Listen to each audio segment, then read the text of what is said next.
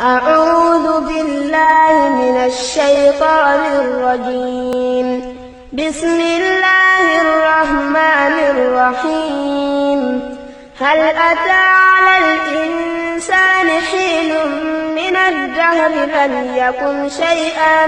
مذكورا إنا خلقنا الإنسان من نطفة أمشاج نبتليه فجعلناه سميعا بصيرا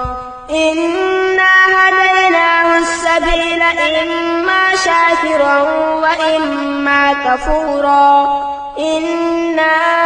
أعتدنا للكافرين سلاسل وأغلالا وسعيرا إن الأبرار يشربون من